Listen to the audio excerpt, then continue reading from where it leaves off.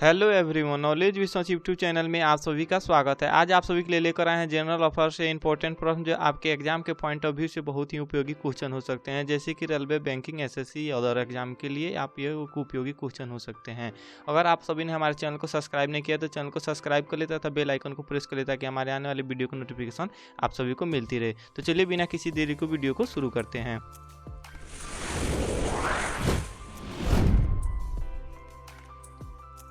सब क्वेश्चन आपके एग्जाम के पॉइंट ऑफ व्यू से बनाया गया है, तो वीडियो को बिना भी स्किप किए वीडियो को आप देखते रहें। तो इसका फर्स्ट नंबर क्वेश्चन ये है कि आइजोल की राजधानी कहाँ है। तो इसका फर्स्ट नंबर क्वेश्चन क्या है कि आइजोल की राजधानी क्या है। तो आपको जब तक मैं क्वेश्चन बोलूँगा आपको आंसर इसका अटेम्प्ट करना है और लास्ट में इसको कमेंट बॉक्स में आपको देना है कि आपने कितना क्वेश्चन को टच किया। का प्रश्न क्या था कि आइजोल की राजधानी कहाँ है। तो इसका ए नंबर ऑप्शन दिया है कि लक्षद्वीप, बी में दिया है नागालैंड, सी में दिया है मिजोरम और डी दिया है कि इनमें से कोई नहीं। तो इसका राइट आंसर क्या होगा। तो इसका right answer C number option आपको याद रखना है। आइजोल की राजधानी कहाँ होती है, तो मिजोरम होती है। इसका नेक्स्ट क्वेश्चन ये है कि रेशम के कीड़ों का पालन कहलाता है। तो रेशम के कीड़ों का पालन क्या कहलाता है।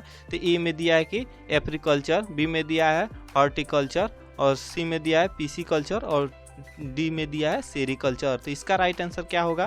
तो इसका right answer D number option आपको याद रखना है। सेरीकल्चर कहलाता है रेशम के कीटों का पालन करना। फिर इसका नेक्स्ट क्वेश्चन है कि पंजाब के जलंधर किस उद्योग के लिए प्रसिद्ध है। तो पंजाब के जलंधर किस उद्योग के लिए प्रसिद्ध है। इसका ए नंबर ऑप्शन दिया है कि हीरा, बी में दिया है अग्रिकार्य के लिए और सी में दिया है पेट्रो केमिकल के लिए और डी में दिया है खेल की वस्तु के लिए। तो इसका राइट आंसर क्या होगा। तो मोस्ट इंपॉर्टेंट क्वेश्चन है आपके एग्जाम के पॉइंट ऑफ व्यू से। तो इसका right answer D number option आपको याद रखना है। खेल की वस्तु के लिए पंजाब का जलंधर उद्योग के लिए प्रसिद्ध है। फिर इसका नेक्स्ट क्वेश्चन है कि किसी राज्य के राज्यपाल को हटा सकते हैं। तो किसी राज्य के राज्यपाल को हटाने के लिए किसके पास वो प्रावधान होता है। तो ए में दिया है कि मुख्यमंत्री के पास, बी में दिया है कि केंद्रीय गृह मंत्री के पास और सी में दिया है कि प्रधानमंत्री के पास और डी में दिया है राष्ट्रपति के पास। तो इसका राइट आंसर क्या होगा।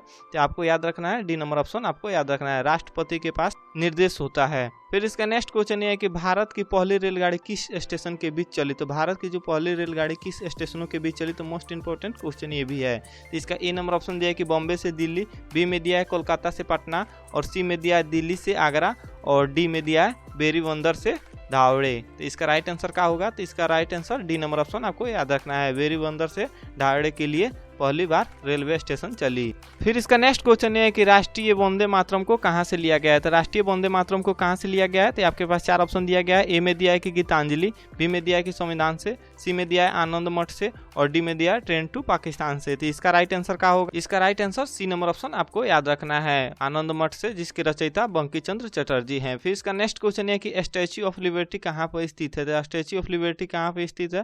तो ए में दिया है कि लंदन में, बी में दिया है न्यूयॉर्क में और सी में दिया है कि अहमदाबाद में और डी में दिया है बॉन में। तो इसका राइट आंसर क्या होगा। तो इसका राइट आंसर आपको बी नंबर ऑप्शन आपको याद करना है। स्टैच्यू ऑफ लिबर्टी न्यूयॉर्क में स्थित है। फिर इसका नेक्स्ट क्वेश्चन है कि किस संस्कृत कवि को भारतीय शेक्सपियर कहा जाता है। तो किस संस्कृत कवि को भारतीय शेक्सपियर कहा जाता है। तो इसका ए नंबर ऑप्शन दिया है कि तुलसीदास को, बी में दिया है यहाँ पर कालिदास होगा और सी में दिया है कि कौटिल्य को और डी में दिया है सुंदर को। तो इसका राइट आंसर क्या होगा। तो इसका right answer B number option आपको याद रखना है, कालिदास को भारतीय शेक्सपियर कहा जाता है। क्वेश्चन यह है कि सिंधु घाटी सभ्यता के घर किससे बने थे। तो सिंधु घाटी सभ्यता के घर किस किस से बने थे। तो इसका ए नंबर ऑप्शन दिया है कि पत्थर से, बी में दिया है ईंट से और सी में दिया था लकड़ी से और डी में दिया है बांस से। तो इसका राइट आंसर क्या होगा। तो इसका right answer B number option आपको याद रखना है, सिंधु घाटी सभ्यता के घर ईंट से बने थे। फिर इसका नेक्स्ट क्वेश्चन है कि पंजाब की 5 नदियां सिंधु से कहाँ पर मिलती है। तो पंजाब की 5 नदियां जो सिंधु कहाँ पर मिलती है। तो इसमें लिया है कि मिठानकोट से,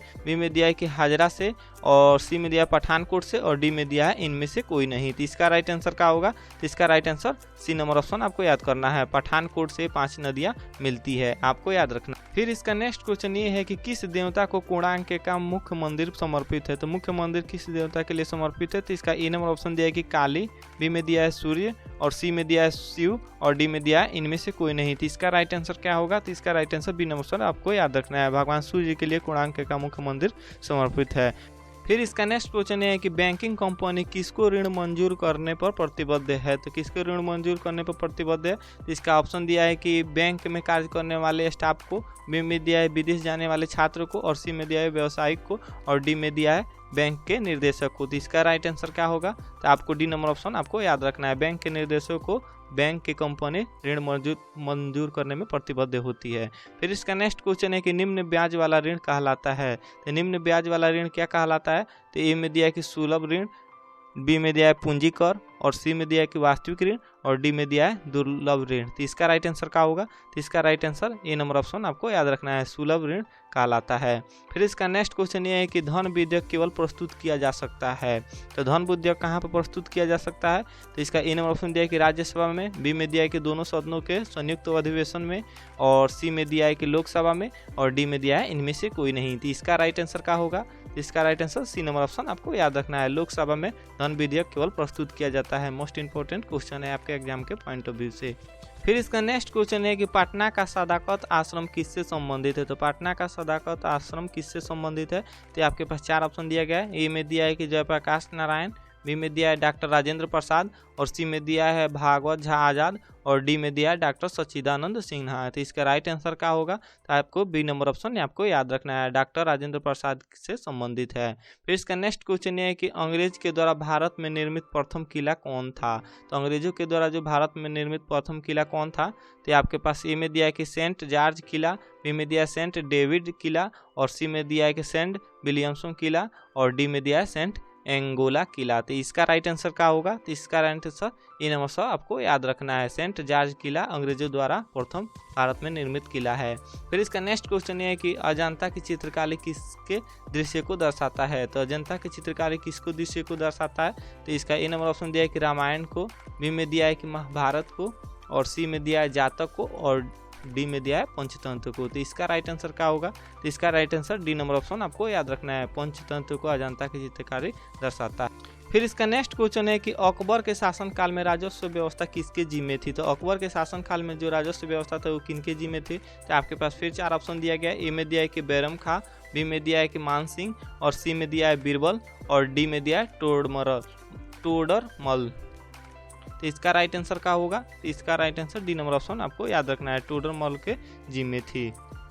फिर इसका नेक्स्ट क्वेश्चन ये है कि पायोजी मैंने राम रतन धन पायो पंक्ति के किससे लिखी है। तो पायोजी मैंने राम रतन धन पायो की पंक्ति किसने लिखा है। तो इसका ए नंबर ऑप्शन दिया है कि सूरदास, बी में दिया है तुलसीदास, और सी में दिया है मीराबाई, और डी में दिया है कबीरदास। तो मोस्ट इंपॉर्टेंट क्वेश्चन है आपके एग्जाम के पॉइंट व्यू से, तो बिना वीडियो को स्किप किए वीडियो को आप बने रहें।